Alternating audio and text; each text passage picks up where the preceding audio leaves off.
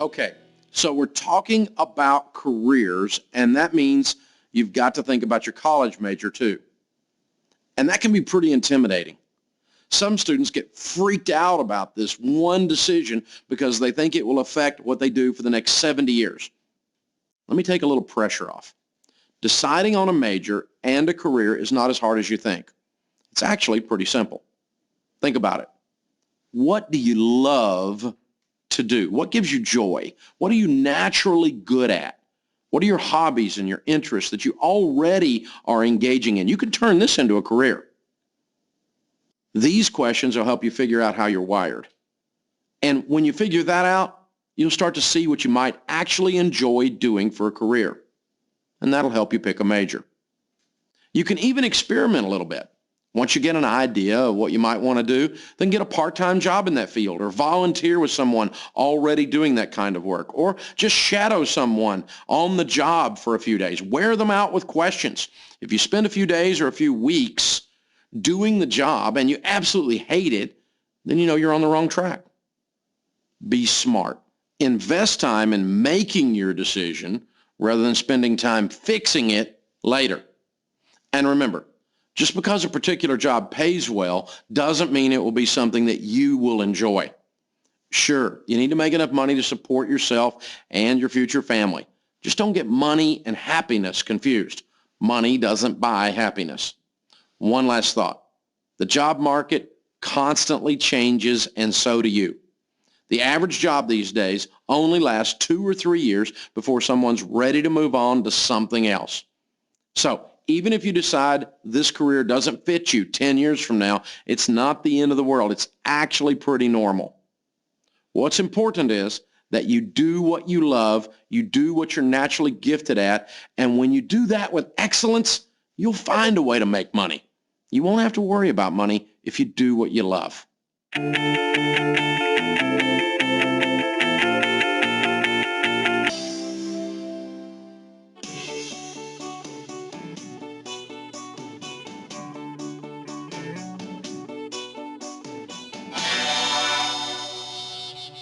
I wouldn't use income as my primary way of choosing a career.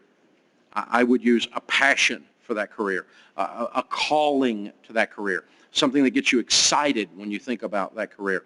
Now, obviously, then you need to take your talent, your passion, your calling, and find a way to monetize it in the marketplace. You can't just say, well, I'm going to be an artist, and all artists starve, and so I'm going to get an art degree and starve. Well, that would be stupid. Instead, you need to say, I'm an artist. Now, how am I going to go into the marketplace as an artist and become one of the best paid artists of all times? I mean, let's bring in tens of millions of dollars and name ourselves Thomas Kincaid. So come up with a way that you go into the marketplace and create what might not be a genre that is always known for paying well, but the way you do it in the market enables you to earn, well, even better than a good living.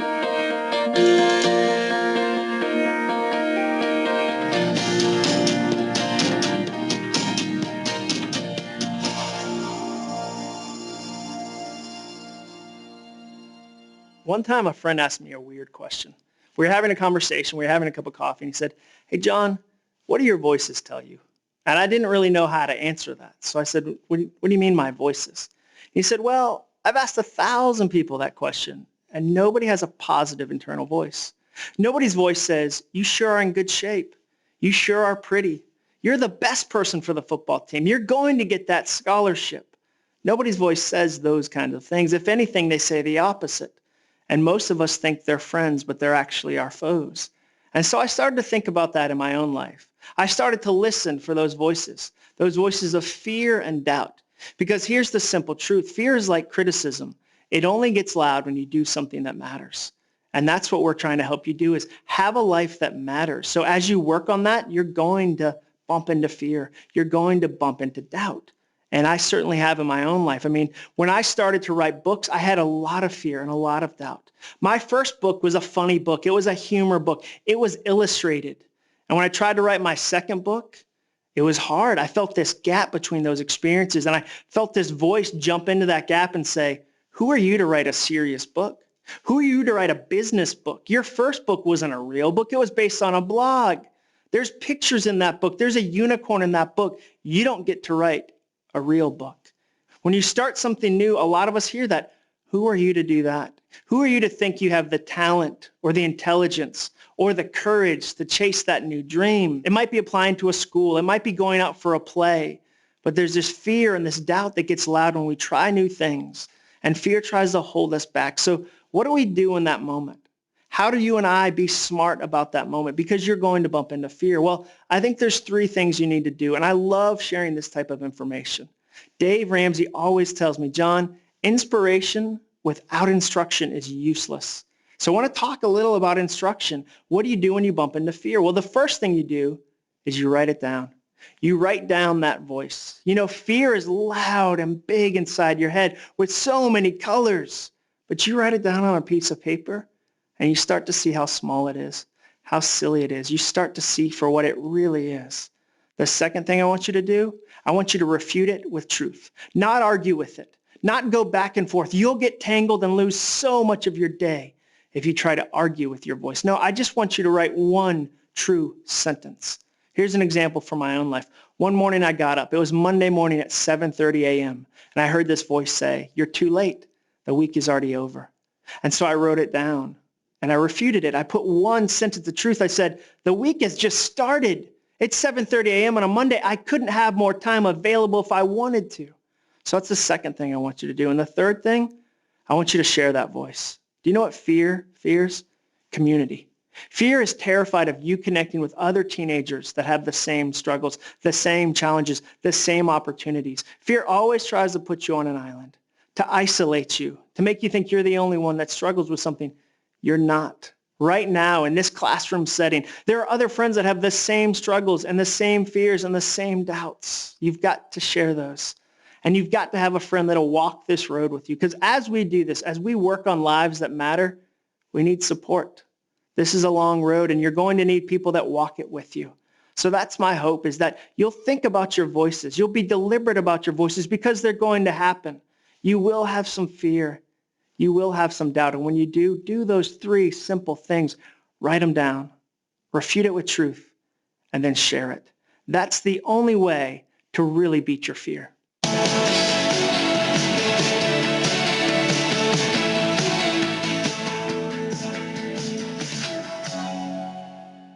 One of the words you're going to hear a lot as you work on your dream and your career and your passion is the word brand. So what does that mean? Well, a brand is really who you are and how the world sees you. Look at Nike, for instance. Nike is all about hard work and athletics and just do it. That's their brand. For me, my personal brand is about ideas and humor and insights. Those are the things I focus on. So in your life, what are some of those strengths? What are the things that you're going to focus on and develop? And as you develop your brand, there's going to be something that happens. And I wish it didn't happen, but it happens to all of us. And here's what's going to happen. You're going to get some criticism. You see, the truth is that nobody throws rocks at people who are laying down. Nobody bothers the average or the ordinary. But the second you dare to stand up, the second you watch this video and start to work on the things that matter to you, you're going to get some critics. Some people that don't like what you're doing or have feedback or maybe even throw a rock. So what do you do when you get those? You see, the problem is most of us don't know how to take a compliment and a critique. What's the first thing you do when you get a compliment? You try to shot block it. You say, oh, that was nothing. That's just something I like to do on the side. It was easier than it looked. It was a great team effort. We can't land a compliment anywhere on us. We try to fight that. But what's the first thing you do when somebody insults you? You focus on it. You obsess about it. You read that tweet or that Facebook status over and over again. And you struggle with what I call critics math. And critics math is a really simple formula because I'm not good at math. And here's what it is. One insult plus 1,000 compliments equals one insult.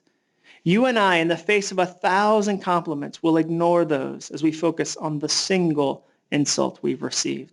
And this happens all the time. I see this at businesses. I work with so many businesses that spend tens of thousands of dollars to convince one person that hates them to like them while they ignore all the people that like them already.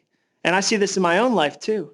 I mean, my last book, Quitter, has 7 one-star reviews and 175 5-star reviews. Can you guess which ones I have memorized? It's not the 175. What do those people know? It's the 7 one-star reviews. And everybody struggles with it, even celebrities. I think about Larry David. He's the founder of Seinfeld, co-creator of the most successful sitcom in the history of television. He's also got a popular show on right now called Curb Your Enthusiasm. And about a year ago, he got to go back to New York. That's where he's from. He had a homecoming moment. And while he was there, he went to a Yankees game. And during the middle of the game, they found out he was in the crowd. And they showed his picture up on the big screen. And they played the theme song to his show, and 50,000 people started to cheer for Larry David. Can you imagine that moment? Can you imagine how that felt? Well, after the game, when the night was over, he was walking to his car, and somebody pulled up next to him. A stranger pulled their car up next to him, rolled their window down, said, "Hey, Larry, you stink." And then they drove away. Can you guess who Larry David obsessed about the rest of that night? Can you guess who he talked about to that reporter? It wasn't the 50,000 people. It was the one guy that had yelled at him. Critics math made a stadium disappear. Critics math made 50,000 people invisible. That's how strong it is. I mean, David Blaine can't do that kind of magic. So what do you do when this happens? Well, there's a few things that I need you to do. The first is I need you to identify what's feedback and what's hate. Don't watch this video and then go home and get feedback from somebody and go, "Hater, rocks," just like John Acuff said. No, they're two completely different things. And here's how you tell them apart. The goal of feedback is to cause improvement. Somebody gives you some advice that helps you. They give you some critique that helps you. That's the goal, to create improvement. The goal of hate is to create a wound. It has no other purpose than that. So separate those two. And if you do get some hate, there's 2 things I want you to do. Number 1, I want you to react like Herb Kelleher from Southwest. He's the founder of that great airline. And about 10, 15 years ago, they had a problem with a customer. She was writing complaint letters, and they wrote her back every time to try to service her, but finally she wrote one that they didn't have an answer for. And it made it all the way up to Herb's desk. And Herb took out his own personal stationery, and he wrote her a 4-word response. And this is what he said: "We will miss you. We will miss you. Be free. Fly Delta. They have biscotti cookies. They're delicious. Be free." Some of you right now, as I talk about hate and criticism, you have that person in your mind. You know who exactly I'm talking about. Maybe you need to say to them, "We will miss you," and let them go. The second thing is you need to do the math the right way. I mean, think about it this way. 7 one-star reviews out of all the books I've sold equals 0.008% of the population. So for me to obsess about that would be like if you got a test grade. If you came home with a math test and said to your dad, "Look, I got a 99.992. And he said, What happened? What went wrong, buddy? I felt good about this one." "Oh, you have no future. 99.992. Oh." Your parents would never do that to you. So don't do that to yourself. Don't let the 0.008% of people in your life control your life and control your dreams. You've got to let them go, because as you build your brand, and you're going to face criticism, and I don't want you to get stuck in critics math.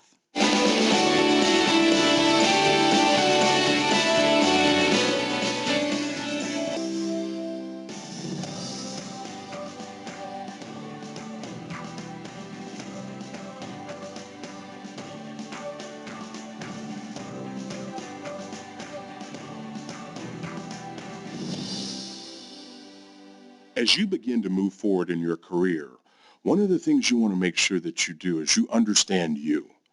The better you understand yourself, the better you're going to know the type of job and career that's going to suit your personality type. For example, anyone that interviews here at Dave's office takes a DISC profile. They also go through heavy interviews because we want to make sure that we're getting the right person in the right role.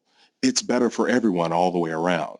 The DISC profile is a simple test that will yield tremendous insight into how you process decisions, what your natural tendencies are.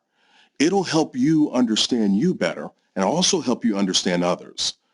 For example, in the DISC profile, there are 4 different personality types. The D is decisive, the I is interactive, the S is stabilizing, and the C is cautious. You see, a D, the decisive, is a faster moving individual. They look at problems. They want to fix things. The I, the interactive, is a fun-loving person, but they're concerned about people. They want to make sure that everyone is having a good time. The S is stabilizing. They're focused on pace. They want to make sure that everything is progressing just fine. The C, the cautious, is focused on details. They love information. They want to make sure that processes and procedures are being followed. So as you begin to look at these 4 distinct personality styles, you want to understand which one are you? Where do you fit on this model? It's important to understand that because when you begin to know yourself, now you can begin to understand your own strengths and your weaknesses. Self-awareness is important. If you're only working for money, you're going to be miserable. You're not going to be happy. You want to find something that blends your skills, your abilities, your personality traits, your values, your dreams, and your passions. The key to being a successful person, it's all about relating with others. It's about understanding yourself, understanding how do other people tick? How can I communicate better with them? How can I relate better?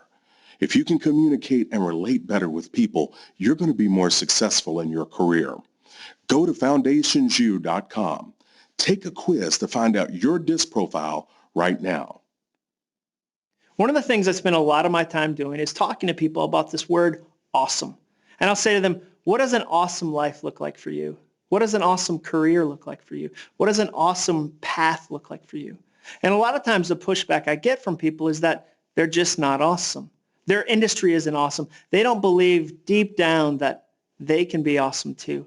And I always push back on that in my own way because the reality is we used to all believe we are awesome. Everybody felt that. And you know when you felt it? When you were a kid. Ask a kid what they want to be when they grow up. Ask a kid, hey, what do you want to do after school, after college? What's your dream? And nobody has a small dream. When you're a kid, you have big, wild dreams. You want to write a book. You want to be a doctor or a firefighter or be an astronaut. You want to go to the moon. Every kid has this big, awesome-sized dream. But along the way, they get smaller, don't they? They tend to shrink when you become an adult. They tend to get small and quiet and vanilla and gray. But sometimes you bump into a kid and they remind you that everybody can be awesome. And I'm reminded of this by my own kids. I have 2 daughters, and they're amazing and fun. And one night I overheard them talking in the bathroom. Now, normally, if they're in the bathroom together, there's a huge fight, and there's a toothbrush World War crisis incident. But this time, they weren't fighting. This time, they were actually talking about literature and books. And I heard my oldest daughter say something to my youngest daughter. She said, hey, did you know that the guy who wrote James and the Giant Peach also wrote The Twits? And there was awe in her voice. And her little sister, without missing a beat, responded, I know. He's got an amazing imagination, like me. Did you hear that phrase? Like me. Roald Dahl, who wrote those books, who also wrote Charlie and the Chocolate Factory, has been called the greatest storyteller in our generation. But to my youngest daughter, he's a peer. He's a contemporary. They're on the same level. He has an amazing imagination like she does. As a child, she believes that. She knows that's true. She knows that the world is wide open. There's so much possibility. But along the way, you start to lose that. And maybe that happens to you in high school. Maybe that happens to you as you get ready for college. People say to you, hey, what's your major? How will you ever turn that into a money-making major? And that's not to put pressure on your major, but I don't want you to go down the wrong path. I mean, there's college seniors I talk to, and they'll pull me aside after a speech and they'll say, hey, my mom always told me I'd make a really great lawyer. And my dad always said that too, and teachers told me that too, and I felt this pressure, and I took all these classes, and now I've applied to law school, and the truth is I don't want to be a lawyer, but I've gone so far down that path, and I don't want that to happen to you. I don't want you to pick a safe major or an easy major. I want you to pick an awesome major because I believe that you can be awesome. I believe you used to believe you are awesome. That's how my life was. When I was in the 3rd grade, I wrote a lot of bad poetry. And a teacher named Mrs. Harris at Doyon Elementary School in Ipswich, Massachusetts, laminated it. And she laminated it and she bound it with ribbon, and I felt like I was a published author. And that day, she put this tiny little spark in my heart that maybe someday I could be a writer. Maybe even though life got busy and I had to grow up and become an adult, I could be awesome again. You see, that's my hope for you because I believe you used to be awesome. And I believe if you work hard and be focused and make the right choices, you can be awesome again.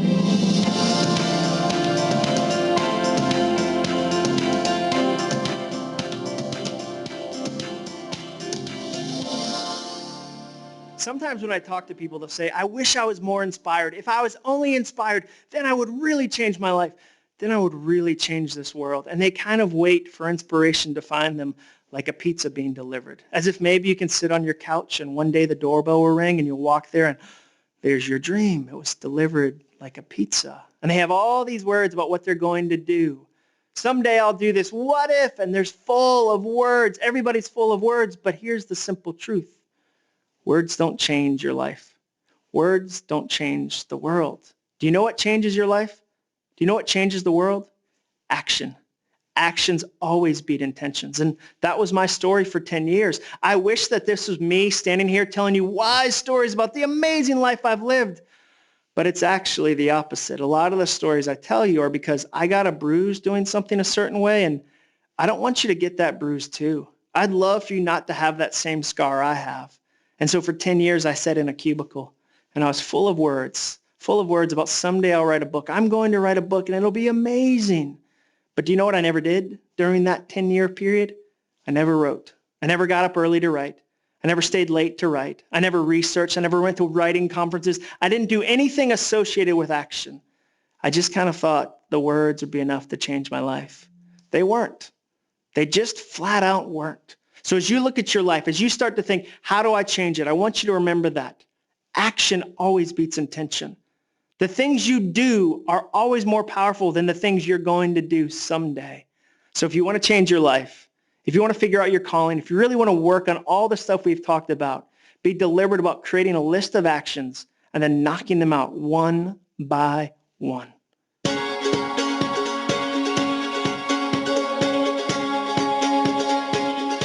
Staying positive, definitely, because I'm surrounded by a lot of negativity, and that's not something that I want to bring me down. I'd like to pursue my goals in life and not let things bring me down. I can tell people what to do. I'm pretty good at doing that. Well, I work really good with little kids, so I want to work with little kids when I get older. So be like a pediatric dentist. Helping people, solving people's problems. Some people would say that I'm really good at sports. I got most athletic for my class, and a lot of people probably say I have really good looks. I'm very persuasive. I'm a people person. I like to talk to people. I can be pretty animated. And I'm hardworking and dedicated. I'm very relaxed. You know, today is such an uptight world, you know, go, go, go, and I kind of go with the flow. No drugs, though. That I'm funny. Definitely my determination. When I set out to do something, I don't stop until I get it done.